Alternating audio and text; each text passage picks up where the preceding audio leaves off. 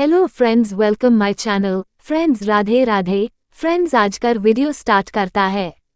देवउठनी एकादशी व्रत कथा। देवउठनी एकादशी व्रत कथा। कार्तिक माह की शुक्ल पक्ष की एकादशी को देवउठनी एकादशी कहा जाता है। इसे देवोत्थान एकादशी, देवउठनी ग्यारस, प्रबोधिनी एकादशी आदि नामों से भी जाना जाता है। एक राजा के राज्य में सभी लोग एकादशी का व्रत रखते थे।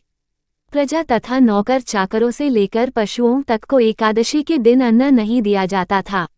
एक दिन किसी दूसरे राज्य का एक व्यक्ति राजा के पास आकर बोला, महाराज, कृपा करके मुझे नौकरी पर रख लें। तब राजा ने उसके सामने एक शर्त रखी कि ठीक है, रख लेते हैं, किंतु रोज तो तुम्हें खाने को सब कुछ मिलेगा, पर एकादशी को अन्न नहीं मिलेगा। उस व्यक्ति ने उस समय हाँ कर ली, पर एकादशी के दिन जब उसे फलाहार का सामान दिया गया तो वह राजा के सामने जाकर गिड़गिड़ाने लगा, महाराज, इससे मेरा पेट नहीं भरेगा, मैं भूखा ही मर जाऊंगा, मुझे अन्न दे दो। राजा ने उसे शर्त की बात याद दिलाई, पर वह अन्न छोड़ने को राजी नहीं हुआ। तब राजा ने उसे आटा, दाल, चावल आदि दिए। वह नित्य की तरह नदी पर पहुंचा और स्नान कर भोजन पकाने लगा। जब भोजन बन गया तो वह भगवान को बुलाने लगा, आओ भगवान, भोजन तैयार है। 15 दिन बाद अगली एकादशी को वह राजा से कहने लगा कि महाराज, मुझे दुगुना सामान दीजिए। उस दिन तो मैं भूखा ही रह गया। राजा ने कारण पूछा तो उसने बताया कि हमारे साथ भगवान भी खाते हैं, इसलिए हम दोनों के लिए ये सामान पूरा नहीं होता। बुलाने पर पीताम्बर धारण किए भगवान चतुर्भुज रूप में आ पहुँचे तथा प्रेम से उसके साथ भोजन करने लगे। भोजनादि करके भगवान अंतर्धान हो गए तथा वह अपने काम पर चला गया। 15 दिन बाद अगली एकादशी को वह राजा से कहने लगा कि महाराज, मुझे दुगुना सामान दीजिए।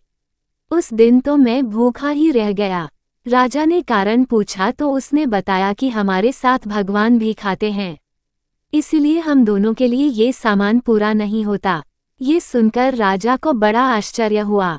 वह बोला, मैं नहीं मान सकता कि भगवान तुम्हारे साथ खाते हैं। मैं तो इतना व्रत रखता हूँ, पूजा करता हूँ, पर भगवान ने मुझे कभी दर्शन नहीं दिए। राजा की बात सुनकर वह बोला, महाराज, यदि विश्वास न हो तो साथ चलकर देख लें। राजा एक पेड़ के पीछे छिपकर बैठ गया। उस व्यक्ति ने भोजन बनाया तथा भगवान को शाम तक पुकारता रहा, परंतु भगवान न आए। अंत में उसने कहा, हे भगवान, यदि आप नहीं आए तो मैं नदी में कूदकर प्राण त्याग दूंगा। लेकिन भगवान नहीं आए। तब वह प्राण त्यागने के उद्देश्य से नदी की तरफ बढ़ा।